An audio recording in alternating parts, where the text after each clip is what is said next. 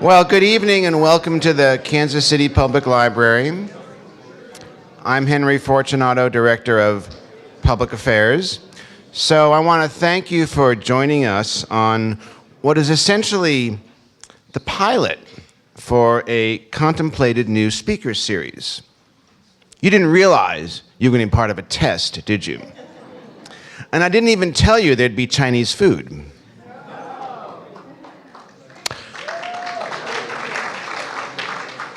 I didn't want to skew the results, but we'll see what happens next time. Anyway, we're thinking of calling this series The Eagle and the Dragon. Its goal will be to examine the evolving and increasingly complicated relationship between the United States and China. Our partners in this venture are the Edgar Snow Memorial Foundation and the Kansas City Chinese American Association. Together, we hope to bring you some of the leading scholars and commentators on US-China relations in the months and years to come. But we wanted to see whether this idea has wings. So to stack the deck, we brought back one of the library's great friends and one of our favorite speakers, Dr. Zachary Karabell. I have had the great good fortune to get to know Zachary over the past few years. This is his third time here at the Kansas City Public Library. He is truly a Renaissance man, equally adept at history, economics, journalism, and money management, and almost invariably from a contrarian perspective. His topic for tonight, an original talk prepared just for us, is "The good news is the bad news is wrong about US-China relations." I should also say that Zachary's book, Superfusion: How China and America Became One Economy and Why the World's Prosperity Depends on It, is available for sale, courtesy of our friends at Reading Reptile, and he'll be signing copies following his presentation.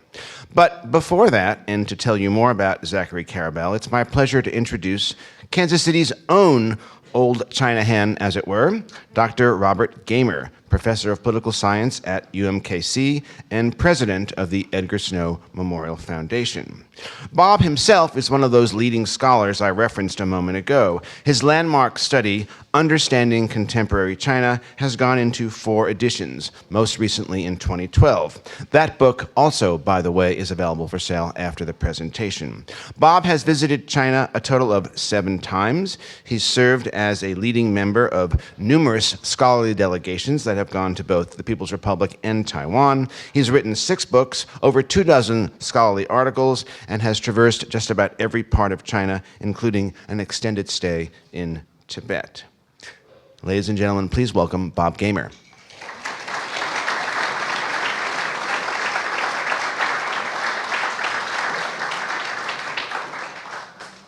Thank you, Henry and Cheptu, for arranging this great event. And we want to thank the New Peking restaurant for that food.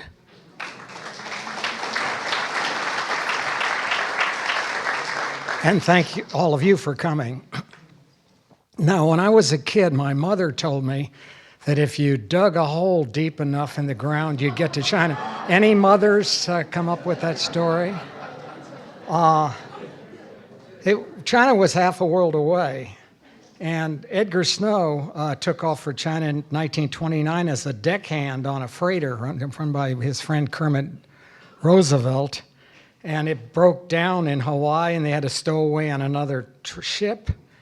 And his book, Red Star Over China, was serialized in the Saturday Evening Post, was about the only way that Americans ever heard of the new leaders of China. And China was really far away then.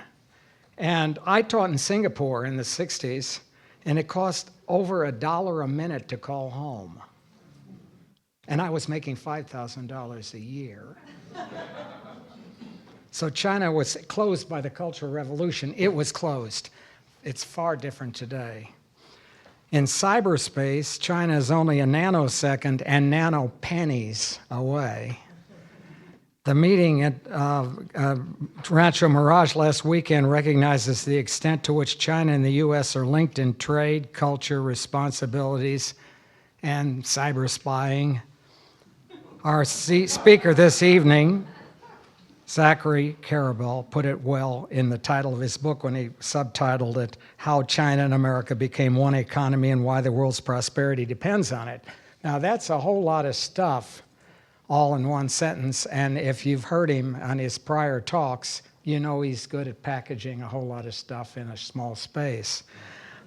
Now, it takes some breadth of learning to see such things in a holistic manner. And John Godfrey Saxe's version of an old Hindu and Buddhist tale, The Blind Man and the Elephant, tell the difficulty of seeing the big picture. You know it. It was 6 men of Hindustan to learning much inclined who went to see the elephant, though all of them were blind, that each by observation might satisfy his mind. The first approached the animal, and happening to take the squirming trunk within his hand, thus boldly up and spake, I see, quoth he, the elephant is very like a snake. And then one grabs their knee and calls it a tree, and another a tail and calls it a rope, ears a fan, tusk a spear, side calls it a wall. So oft in theologic wars, the disputants, I ween, rail on in utter ignorance of what each other mean and prate about an elephant not one of them has seen. Now, Zachary Karabell is well positioned to observe the pratfalls of theologic wars and people seeing only part of the picture. First of all, he's a New Yorker. Now, we in Kansas City know something about theologic wars and seeing part of the picture, too. Second of all, after he got his BA at Columbia, he received a master's degree in Middle Eastern Studies and has written at least 2 books about conflict and traditions in that region. And then after his PhD from Harvard, he wrote several books about theologic wars in America, books about Truman's win in the 1948 election, the Civil Rights Campaign, American attitudes toward the military, foreign policy, education, the world. And by 2001, he wrote a book about how the internet reflects and affects our values. And he taught at Harvard and the University of Massachusetts in Boston and Dartmouth. But then he did something very different.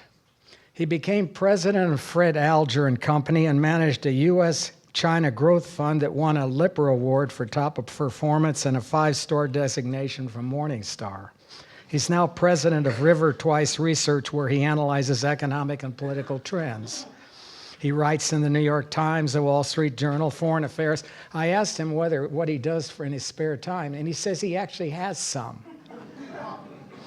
Now, he's a regular commentator on national programs, and he is an iconoclast. He sees problems in the relationship between U.S. and China, but he also sees them softened by common values and creative solutions that let everyone rise. Now, in his A Visionary Nation, 4 Centuries of American Dreams and What Lies Ahead, he wrote that, yearning for the ideal, Americans easily switch from giddy optimism to grim pessimism. Sound right? What remains constant is that utopia is possible. In Superfusion, he writes about the grim put-down of the student democracy movement in Tiananmen Square, yet the next week the Kentucky Fried Chicken outlet on the south side of the square was open.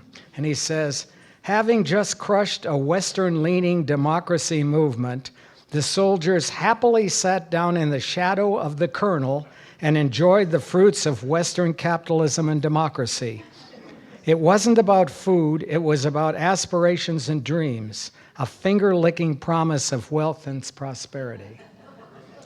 Now it happens, I caught that sentence, it happens that my wife and I were in that Kentucky Fried Chicken that week looking out on that plane and seeing the irony of the whole thing with an AK-47 at my head when I tried to take a picture, and then cordiality when I took the film out.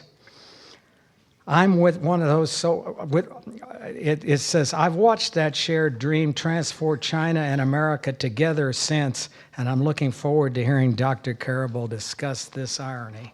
Please welcome him.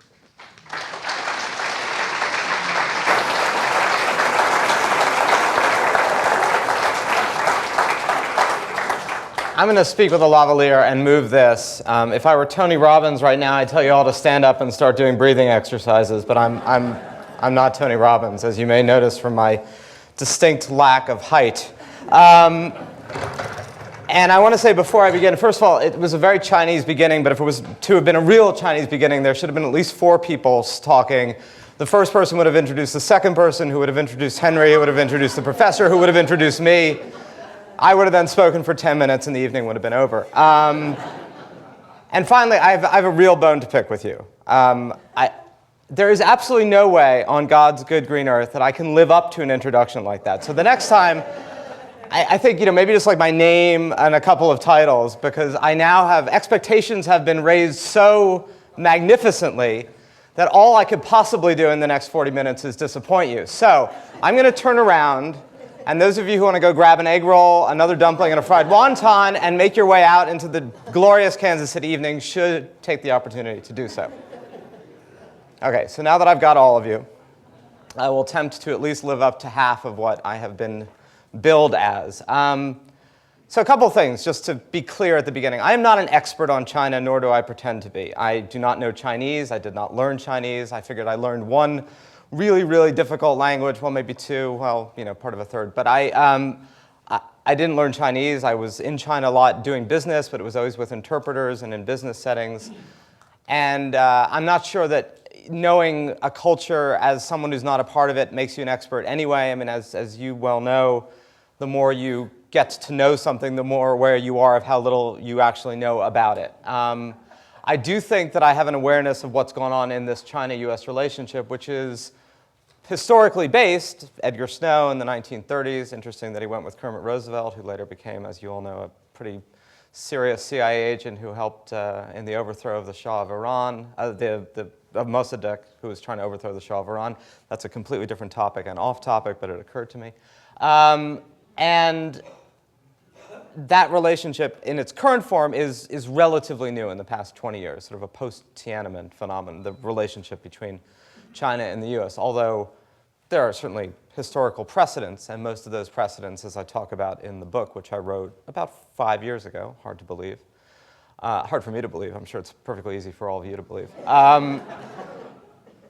So in that relationship, most of it in the 20th century was Americans prior to the fall of China to communism in 1949, hoping that they could open up China to American commerce. And that began the whole China dream. If everybody in China just bought one pencil, there'd be a lot of pencils that they could buy. And most of those dreams ended in tears and misery and nightmares. And then, of course, China essentially disappears as a relationship for the United States and indeed much of the world, well until the early 1970s, when Nixon does his secret visit to China and kind of opens China again, or China opens itself again at the very tail end of Mao's reign. But from an economic perspective, this is all mostly a product of post-1989, when Deng Xiaoping, having crushed the democracy movement in Tiananmen Square, also makes a very clear choice that for the Communist Party and indeed China to have a viable, stable future, you could have political reform or you could have economic reform, but you absolutely could not have neither. In fact, one of the things that the autocrats in the Middle East seem to have forgotten was that particular lesson. Maybe they didn't forget it, perhaps they never actually knew it, which is you can either have political reform or economic reform, but you cannot have zero reform in a society that is essentially moribund. And so the equation that has worked for China since Tiananmen has been continual economic liberalization and opening and freedoms, with relatively little of that being translated into the political sphere, although I would argue a lot more of that being translated into the political sphere than we perceive, or perhaps even than the Chinese Communist Party perceives, in that there's a lot more free expression now than there ever could have been 20 years ago, even if there is far less free expression in China than we would find acceptable. And I don't think there's any argument about the latter or the former. But let me lay out a couple of things and let that guide the next 30 minutes, and then we can open this up for questions. The first is, I believed when I wrote the book, I believed when I was managing a fund that invested in Chinese and US companies, and I still think so now, particularly in light of the extremely well-timed summit, well-timed for my purposes being here talking, and indeed I'm sure the summit that happened over the weekend very much anticipated this talk in Kansas City.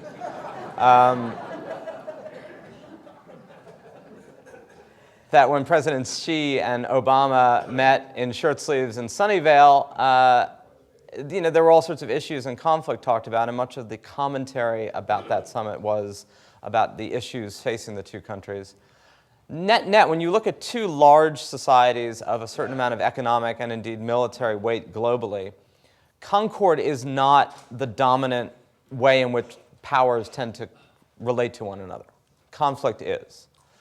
And so the degree to which the China-US relationship, in my view, remains one where at least cool concord is the theme that guides these two countries, is what's much more remarkable than any of the many and manifold tensions that occur in this relationship. It would be much less surprising if China and the United States end up in a period of real conflict that becomes aggressively more ratcheted up than it would be for China and the United States to become increasingly interlinked as they have been becoming.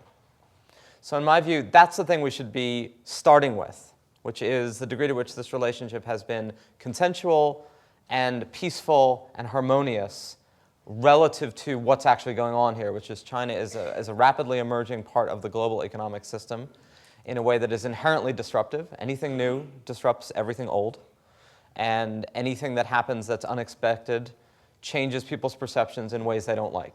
Human beings like predictability in the present, they like the illusion of predictability in the future, and they don't like it when things happen that they didn't expect, that ruin that particular vision that was never going to happen anyway because nothing is ever static. So the degree to which China has emerged and continues to emerge is disruptive and unknown and not easy to grapple with. And societies and people fall back on familiar concepts in order to try to encapsulate the new, because it will give us the illusion of greater control. So it's a great power, and the United States is the established great power. So, okay, let's look through history and see what's happened when a new great power and an old great power have come together. And then people talk about Germany at the turn of the 20th century and Great Britain, or the United States in the 1940s and Great Britain, or Napoleonic France, and we start to make all these parallels. I got a PhD in history, and my profound conclusion from getting a PhD in history was that there are no conclusive lessons of history in the way that we want for the present. There are manifold lessons of history to help guide our sense of what's possible, but there are no predictive lessons of history. You're not going to find a parallel that goes, wow, that's the one, that's the secret sauce to predicting how this relationship, which is totally new, different, right? Wall Street people hate when people say this time it's different, right? How many of you have had an investment manager who said, it's all just, things are going to happen because they've happened, and all these people say this time. Anyone has ever had that experience of? The most dangerous concept that we have in approaching the US-China relationship, just like in the investing world, is the belief that this time it isn't different. My own view of this is this time it's always different. The only constant in anything that you will learn in the past and when you look at history is the relentless pace of never-ending change, right? It's not static, it always changes. And things always happen that are unexpected and are new. The only constancy is human beings have fears, hopes, dreams, desires, passions that seem to be relatively consistent across time and cultures. But everything is different. So this is a new relationship that's shaping the world. And it's been a relatively stable one. And net, a relatively positive one. Now, that statement, that it's been a relatively positive one, engenders a good degree of objection in the United States, and it would probably engender an equal degree of objection in China. If you could poll the fictional average Chinese person about what they feel about the United States, it would likely be that the United States wants to keep China down, is engaged in all sorts of Manichaean, Machiavellian. They wouldn't use either of those terms because neither of those philosophers have any absolute bearing in China. But they might use something else, like some sort of Menschian, not Mensch like Jew, Mensch like Mencius, the Chinese philosopher. Menschian power play, I don't know. And that we want to humiliate them, keep them down, show that they're second-class citizens, and do what Western powers have done to China over the past 200 years, which is make sure that China stays weak, humble, humiliated, and in a box. That would be the nationalist touchstone. And I think most Americans view China either as a negative force on the domestic U.S. economy, right? China's rise has gone hand in hand with the decline of U.S. manufacturing and the undermining of U.S. wage earners, and now increasingly China as a pernicious force spying on American companies and stealing trade secrets for Chinese advantage in order to deny American companies and the American economy the rightful fruits of their intellectual property labor.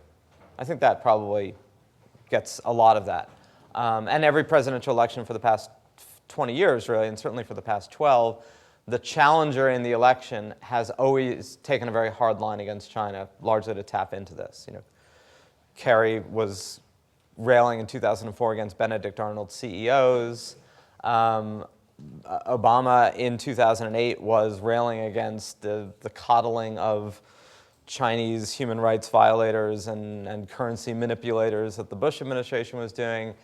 And in 2012, Mitt Romney could have been Barack Obama in 2008 in terms of the line that was used against Obama in 2012, saying, anyone remember what Romney promised he would do on day one?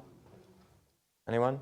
So on day one, right, he would label China a currency manipulator on day one, which was a great promise because indeed, as president, he could have done so. And as president, the doing of that would have had absolutely zero consequence. I mean, there's no legal action that flows from the Treasury Department labeling China a currency manipulator. If you read the laws about how the Treasury Department has to decide these things, doing so simply then gives the president the ability to apply discretionary tariffs should the executive branch determine that such tariffs are in the interests of forcing the issue about currency manipulation, right? Which is a really fancy way of saying labeling China as a currency manipulator has absolutely zero effect. It would certainly, I was going to say something less polite, it would certainly annoy the Chinese and make relationships frostier, but it wouldn't actually do anything. So we have this animosity attitude, and that was in manifest spades last week in the lead up to the summit. But the reality is that the structural fact of the US-China relationship exists in a very different path than the kind of attitudinal part of the relationship. So all these attitudes exist, and yet what's happened every single year for the past 10 years since China joined the WTO in 2001? Every single year, trade between the two countries has increased substantially. Even in the teeth of the recession and whatever it was in 2008, 2009, the China-US trade relationship continued to grow even as the global economy was contracting. Now, a lot of that was because China was actually taking trade from other countries. I mean, if you want a country that has truly been harmed by the economic relationship between China and the United States, it's not the United States and China. I'm going to be unfair. This is like a moment of, you've inspired me for a moment of professorial. When you ask the question and people sort of guess and you say that's a good answer and no one's actually right. So who do you think was the country that has been most undermined by the rise of the China-US relationship since 2001? Germany, Japan? Wait, Mexico. Someone said it over there too, but I didn't catch it. It wasn't loud enough. Mexico is definitely the country that has been hands down. Because if you remember the whole issues around trade in 1992, right? 1992, Ross Perot runs for president, and his major plank is, if we sign NAFTA, there's going to be that giant sucking sound that's going to lead all the jobs to go to Mexico, because all the maquiladores that were building factories on the border towns of El Paso and San Diego and elsewhere were going to become the low-cost source of labor for the auto industry and for U.S. manufacturing. So Mexico kind of retools its economy to be that. Lo and behold, comes China emerging as a low-cost manufacturer beginning in the mid to late 90s and really accelerating in the 2000s. And most of that outsourcing had already been done either to Mexico or the rest of the world when it comes to U.S. manufacturing, right? U.S. heavy manufacturing begins shedding jobs substantially in the 1970s, and that doesn't let up throughout the 1980s and 1990s. Our attention to it lets up. Throughout the 1990s, we were so engaged in the internet and the utopian vision of the web and the stock market going up and the president's pants going down that we didn't I really couldn't resist that. That we were less attentive to the fact that U.S. manufacturing was losing jobs every year and factories were closing. And a lot of that was because Mexico was providing a place for that, hence NAFTA.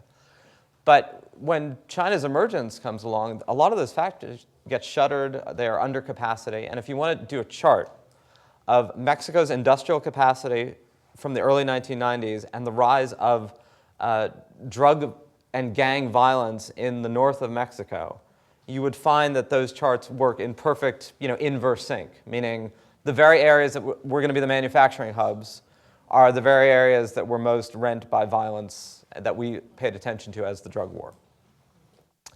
The United States, on the other hand, has clearly been disrupted by a whole series of things for the past 30 years.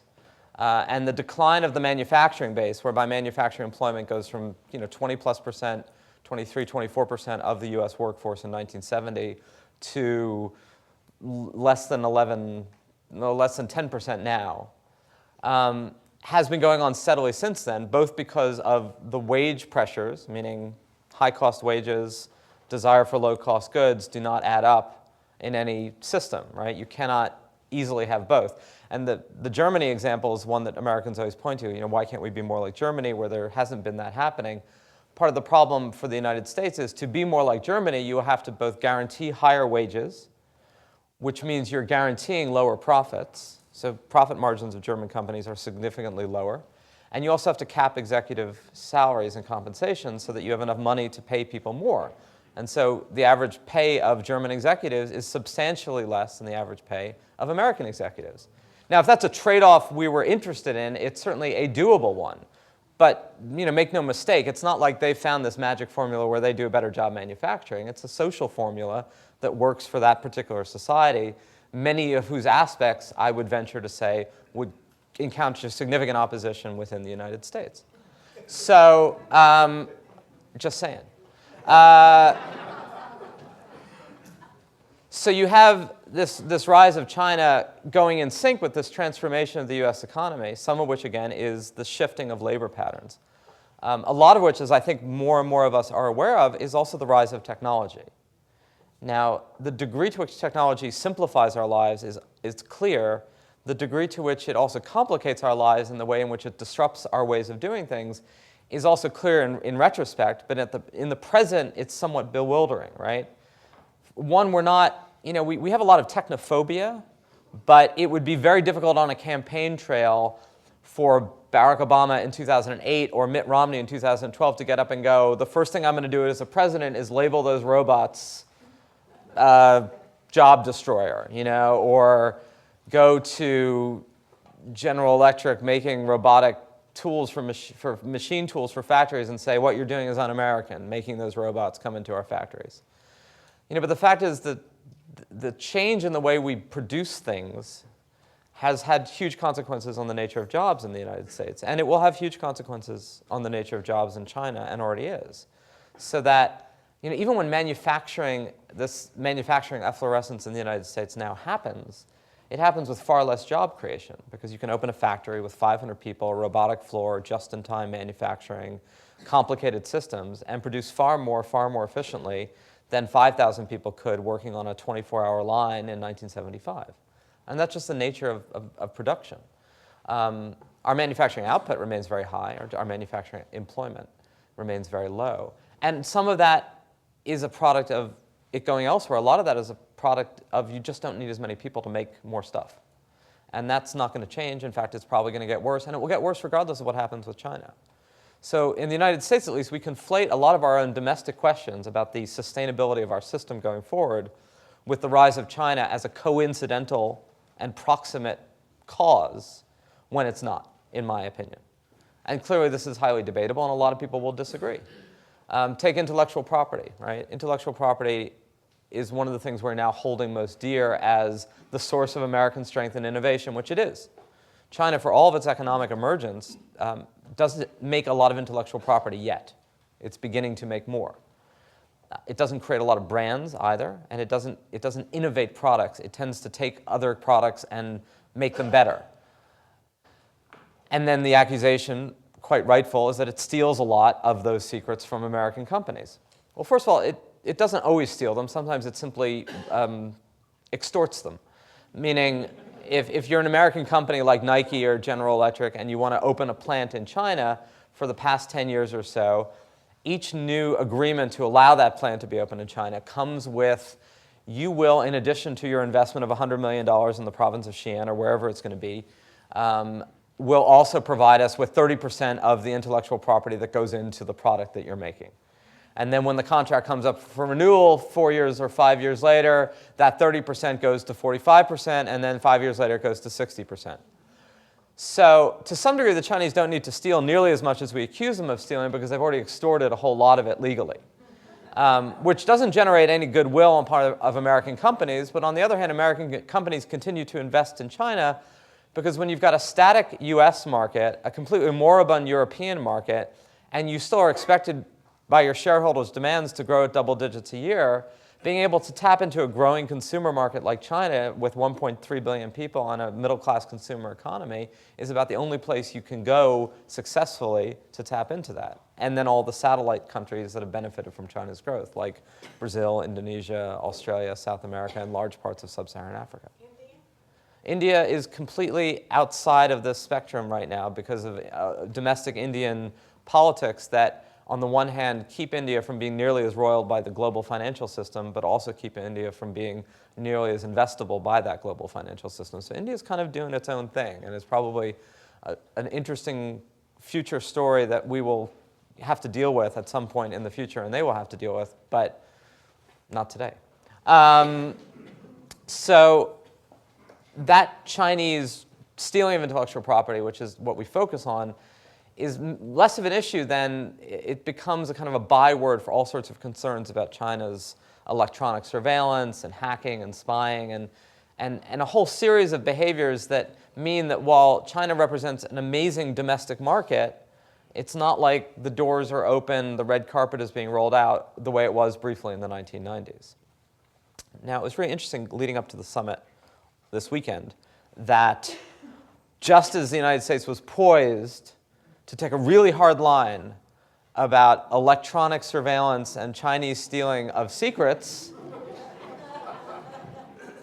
we had something went on, I read somewhere, about us and secrets. And if you read the headlines today, our friendly neighborhood Wikileak hacker, self-defined champion of justice. I mean, first of all, you do have to just step back, whatever your political persuasion is, and enjoy the delicious irony of an American citizen fleeing to China in order to preserve his self-declaimed rights of free speech. I mean, you know, you can't really, you couldn't make that up. I mean, if it was Jay Leno's team was like, man, we were going to do that. But it does raise this larger issue that one thing that dominant powers do is they set the rules of international exchange and discourse, right? The reality is we live in a global system today that's largely been written by the United States and to some degree Europe. And that sense of triumphalism in the 1990s of the United States having kind of won the Cold War in many ways was justified insofar as the meme of our moment. You know, meme is a very popular word. I think it's like a Silicon Valley thing. I don't even know what it means. It's just sort of like the theme du jour. So the meme of our moment is clearly an American-defined world that has deep roots in Europe and Western European liberalism, capitalism, democracy. If you're a country like China that isn't necessarily part of that by its own history, you know, you're emerging into a world where those rules have been set.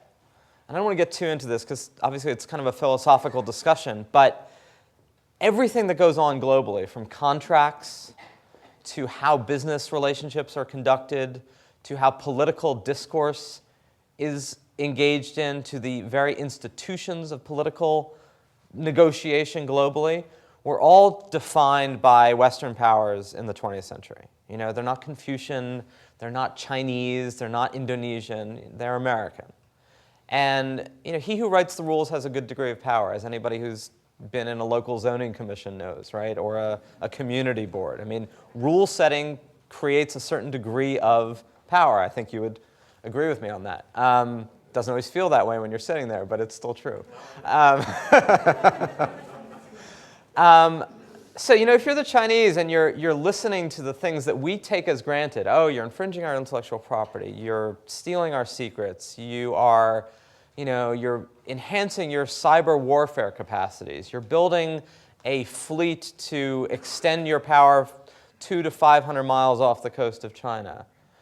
If you're Chinese, you're sitting there going, and what is it you would expect us to do, right? What sorts of behavior does a significant world power engage in, if not protecting its security, spying on its potential adversaries, and attempting to gain whatever advantage in whatever ways it can possibly do before it's prevented from doing so by some equal or greater force, right? Every country in the world, I would say, as well as every individual, has the platonic dream of complete independence and total security, right? We all want to be safe, autonomous, powerful, and rich. That being said, rarely does that perfect quadrifecta happen. But it doesn't stop nations and individuals from wanting it. So the Chinese want a powerful, self-defined, self-contained domestic market of prosperous consumers who listen and bow to the authority of Beijing, with no capacity of the United States or any other country to be a physical, material, spiritual, or military threat while they go about their business and have all their energy and environmental needs taken care of. And if you would ask the American citizen about what the American dream is, it's our own version of that. We all have our own version of that. So here you have two large countries coming into relationship with each other. Each of them kind of wants that. And therefore is going to filter what the other says largely through that lens. I'm not trying to justify any of this, but I am trying to say that we inevitably look at these things from a very particular perspective, as do the Chinese, as does every other country. And again, I'm going to come back to what I said at the beginning and use this as a theme. What is remarkable, in spite of all that, is the degree to which these systems continue to be interwoven in ways that clearly are, if not mutually enriching, at least mutually beneficial. It has clearly been beneficial for the Chinese, and not because of the trade balance, which we in the United States focus on most. And I want to get to that as kind of the crowning point of this. It is beneficial to the Chinese even more because of the degree to which American companies and American businesses and American individuals have invested time, energy, and money in becoming players and forces within the domestic Chinese market. GM, as of February, sold more cars in China last year than it did in the United States, by about 100,000 cars, 2.2 million cars by the end of next year, significantly more than in the United States. Now, the joke used to be that General Motors was an HMO that made cars, and post its bailout, it's clearly not that, because it's gotten rid of most of its obligations, pension benefits, healthcare, and basically done a contract model of labor, meaning rather than outsourcing all of American production somewhere else, we've simply changed the American model of compensation that was familiar for about 50 years in the 20th century. It's kind of labor light. Nonetheless, it's seeing most of its growth in China, not in the United States. And you could say the same for 100 to 200 companies of the S&P 500 and thousands of other small businesses. It's not just the large companies that are selling into China. It's a lot of other bits of know-how and investment. And they're selling to Chinese consumers. And the way in which that's benefiting China in terms of both a model of future expansion of their own domestic economy is somewhat incalculable, and it's very large when you calculate the actual dollars. That has clearly been beneficial for American companies. I suppose there's a question continuing in Americans' mind is, it's been beneficial for the bottom line of large companies. Has it been beneficial for Americans, right? So it helps the profit margins of GM, but if GM has now eliminated a lot of its benefits, is it in any way helping American workers? And there the answer is clearly more mixed. Again, take General Motors. Were it not for its business in China, it's possible that even with a government bailout, its business in the United States would have collapsed. So is a vastly reduced, much less profitable domestic GM that pays its workers less better than a non-existent General Motors that pays its workers nothing? Is a Caterpillar that has sold massive amounts of earth-moving and industrial and business equipment to China, which keeps open a plant in Mississippi that makes a part that all of its larger and mid-sized machines use. It decided that that's where it was going to make all of them for its global supply chain because that was most effective. The fact that it keeps open a plant that employs 500 or 600 people, and then the ripple effect of 4,000 or 5,000 people in the community are then supported by that factory, largely because of demand coming from China, is the fact that we all have the kooky friend who wants to start up a business, right? He's always like approaching you at a barbecue party going, hey, I've got this, it's a great idea. I just need $50,000. Fred's putting in 5, I've got, and I had that classic friend who was kind of like doing a business after business after business. And he got drunk on the 4th of July, he fell off a dock, and he dislocated his knee. I mean, I wouldn't possibly make this up. And as he was going through his recuperation period, he wanted to get compression sleeves for his knee. And he couldn't find one that fit. So he decided to make one. And then, and I'm not going to tell you the name of this because that wouldn't be fair, but he decided to make it with some copper and some material. And 2 years later, they're doing like $30 million of business a year, selling bespoke compression sleeves to companies. Like UPS has licensed them so that the people who are delivering things. And of course, they're now going to do production in China. They're doing some in the Dominican Republic as well. Again, so it's not just the larger companies that are benefiting from this. If you can't tap into some of these supply chains, I once sat next to Dimitrios, who was a wedding designer from Cincinnati on a long plane ride to Hong Kong. And Dimitrios was going to open up 15 wedding salons in Midwestern malls. And the only way he was going to do it is because he had found a seamstress factory in Shenzhen who could make the dresses that he was designing and then selling in these wedding boutiques at a cost that he couldn't do locally. He was still going to be an American, in this case a Greek-American immigrant businessman who was essentially living what anyone would call a version of the American dream only because he could produce these things in China.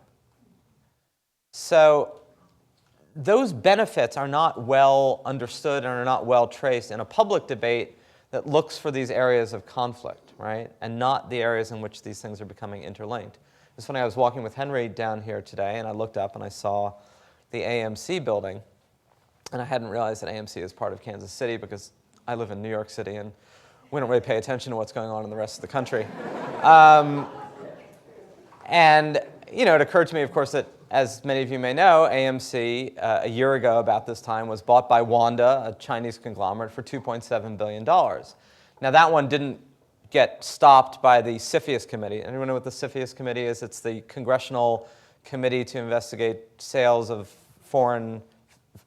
domestic U.S. companies to foreign entities to make sure there's no national security issues, which is what has prevented several deals in the past few years.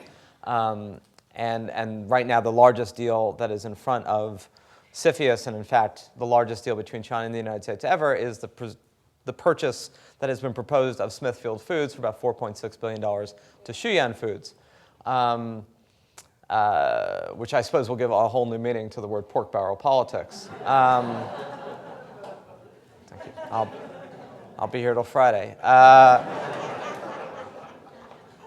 Now, I suppose it's possible that issues will be raised about this deal, and someone I'm sure in Congress will say, we cannot let Chinese food standards interfere with the safety of the American food chain, which I suppose would be true if all that pork was suddenly going to be, I don't know, if all the pigs were going to suddenly be Chinese pigs and shipped to the United States, but it doesn't actually work that way. So there is this increasing amount of cross-border deals, and a lot of local municipalities, cities, towns welcome these deals, right? I mean, if you're in the Midwest, if you're anywhere in the United States that has had issues, not really the Midwest, parts of the Midwest. As we know, a lot of the Midwest, Nebraska in particular, and Oklahoma have done incredibly well, even as a lot of the rest of the country has not. But nonetheless, if you're a municipality, you tend to welcome these deals. But from a national level, we're very suspicious. These puncture all those issues I talked about before of suspicion. Nonetheless, Wanda did buy AMC for $2.6 billion, and hire a maker of white goods, bought, I'm now going to forget what it is. It was a pretty well-known American appliance manufacturer a number of years ago in North Carolina. What? It wasn't Maytag. It wasn't. No. It was, you'd know it if you heard it. It's not as prominent as Maytag. So there have been a lot of deals. We just tend to react, think, oh my God, this is going to inhibit our security, when in fact, if you think about American money flowing into China in the form of investment in the domestic economy, and then Chinese money flowing to the United States in the form of the purchase of US Treasury bonds, and then dollars going back to China, which then have to be reinvested in the United States, either because the Chinese buy US equities or they buy US companies, all of that is a system of kind of capital in motion, bringing these two systems ever more closely together. The other aspect of this relationship is that in the past 20 years, Chinese leaders will repeatedly say, we've raised more people out of poverty than any society has ever. 400 or 500 million people having lived in abject agrarian poverty, entering into a rapidly urbanizing workforce and enjoying a level or a standard of living that would have been inconceivable in China 50 years ago. An apartment, a refrigerator, electricity, running water. We forget how basic most people's lives are. Hell, we forget how basic most Americans' lives were. Remember from the New Deal, right? The Tennessee Valley Authority was part of the rural electrification program because in 1932, 60-70% of parts of the rural South lived without electricity and running water. It's not like we have been living in this materially affluent world for so long. We've just gotten very used to it and don't want to lose it. And that's been happening in China. And so the Chinese can say, look, this is a remarkable achievement within a historical spectrum. And the United States definitely acknowledges that publicly.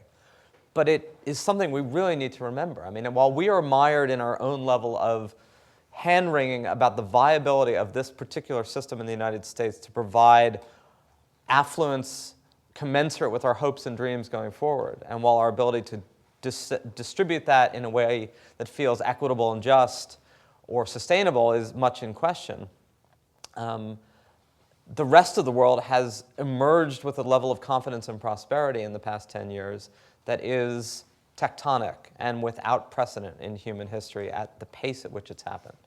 More people have emerged out of poverty in the past 10 years, past 20 years, but really the past 10, more rapidly than has ever happened, ever.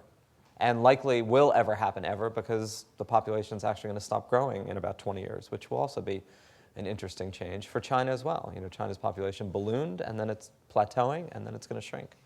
So, that's a massive change of which we have been a part, and I think a rather positive one. So I want to end with one major thought, which is not only do I think this relationship is more constructive than not, in spite of all this animosity, I think we may have even misunderstood to what degree it's not unequal the way we fear. So what is the thing that most Americans fixate on most as part of that whole China's undermined the manufacturing base and interrupted intellectual property? It's that China has this trade deficit with China, $300 billion a year. First of all, U.S. exports to China are growing more quickly than U.S. imports from China. In fact, U.S. exports to China are growing more quickly than exports to any country in the world and are now at about $140 billion. But there's a real problem here. What if I said to you that that trade deficit, which forms a lot of the optic of the relationship inhibiting or hurting us and helping them, what if I said to you that that trade deficit didn't exist? That the statistic that tells you that it does is wrong. And that's the only way in which most of us think about these things is because that's what that statistic that's compiled by the Census Bureau every month tells us, right? Every time the iPhone alone adds about $5 billion with the iPad to the US trade deficit with China every year. Because the iPhone, as we all know from those stories a year ago, and the iPads are made in factories in Shenzhen by this large Taiwanese conglomerate called Foxconn. Yes, that iPhone, the one that just... I'm here. So it adds about $5 billion to the US trade deficit with China. But as a bunch of economists, as well as the Organization for Economic Cooperation and Development, as well as the Asian Development Bank and the World Trade Organization, have begun to look into the real problem of most things in the world today are, for trade statistics, attributed to one country. They're made in one country. And according to the World Trade Organization, I'm going to get wonky for a minute, a country of origin, which is the country when something enters a country, it's where it's declared as being from, is the place in which that product has undergone its last substantive transformation. Which means, by definition, that iPhone that gets assembled in Foxconn plants in Shenzhen is made in China. But if you look at the way most products that we use in the world today are in fact made, the value add, which is what the term of art is for people who do these things, is a much more complicated formula. Because if you look at almost anything that is more than a grain, meaning more than an agricultural commodity or a base metal, almost nothing is made anywhere. And almost everything is made everywhere. So in that iPhone are chipsets made by a German company called Infineon, are chipsets made by Samsung, a Korean conglomerate that's, Apple and Samsung are busy suing each other, but they also use each other's components, are chipsets that are designed by an American wireless company called Broadcom that makes the Bluetooth chips that go into an iPhone, which in turn are not even assembled in China, but are probably put together in Thailand, which weren't even assembled in Thailand about a year and a half ago when Thailand flooded and were then outsourced to somewhere in Malaysia, which probably provides the plastics that also go into the iPhone, as well as equipment that Foxconn buys to put the iPhone together, which was likely made by equipment manufacturers in Japan. So if you really look at just what happens in an iPhone, and the several economists as well as those organizations I talked about actually broke it down, of the $499, it's a $599 price of an iPhone, which no one pays because carriers do rebates, but that is in fact the retail price. Of the $199 declared import value for that $5 billion, about $10 of that phone goes to the domestic Chinese economy in the form of wages paid. The rest of that money for the price of a phone, for the $199 price that goes into the trade deficit, goes somewhere else. And a lot of it, in terms of the value add, goes to Apple, because Apple provided the intellectual property and the branding. And a lot of it goes to all these other countries and all these other companies. And we can't even begin to break that down globally, not just for the iPhone, but for 1 million products that come into the United States or any other country, because to do so would force every single company in the world to voluntarily disclose where every single component of every single product was made, which they're neither willing nor interested in doing. But what it means is that what we term a trade deficit with China, for this reason and for others, $20 billion of that trade deficit is Walmart alone, sourcing goods in China that it's decided to make somewhere. If that were truly calculated based on this value add, we might find that there is no trade deficit with China. And if we then added in the services trade between China and the United States, which do not go into those monthly census figures, which have been calculated by the Bureau of Economic Analysis, which do amount to a U.S. service surplus with China close to $100 billion a year. A service surplus includes things like a Chinese tour group comes to Kansas City and stays in the Phillips Hotel or the Intercontinental. Everything they spend here doing that is considered by the Bureau of Economic Analysis to be a U.S. services export to China, statistically speaking. Because it is money that comes from China into the United States that is not otherwise traceable statistically, but nonetheless exists domestically if you're working at one of those hotels or driving a tour bus. As anyone who works knows this. If you were then to add all that together, it is more than theoretically possible that not only is there no trade deficit between the United States and China, that we are in surplus in our trade relationships with China. And imagine how that would force us to hinge our sense of problem and danger on rather different pegs. Not that we couldn't find those pegs, we would just have to find different ones. So I want to finish up with the thoughts, with that thought of not only am I saying that this relationship is more constructive than we think, it may be much more constructive than we calculate, because the way in which we're looking at this is very much locked in a kind of nation-state, borders, we're separate. How do they interact? Framework that was set in the 20th century, both cognitively in the way we think about it, and statistically in the way we measure it. And that none of those realities capture what's actually going on.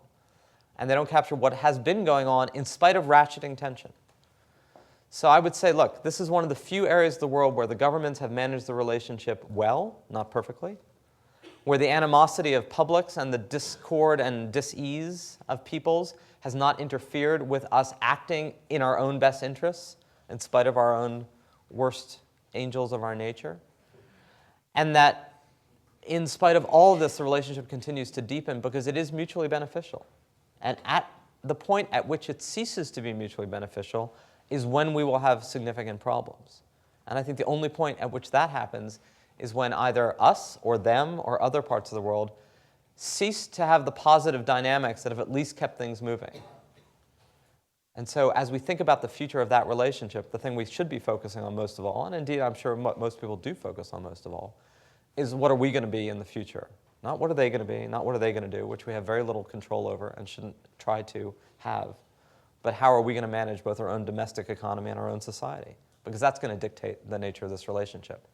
And I am and remain more optimistic than not about our ability to do so, given the fact that we have been doing so, than I remain skeptical and pessimistic, given all of the problems that face us. The problems are given. So I think we should view this as one of the bright lights in the world and not one of the troubled spots. So I want to thank you.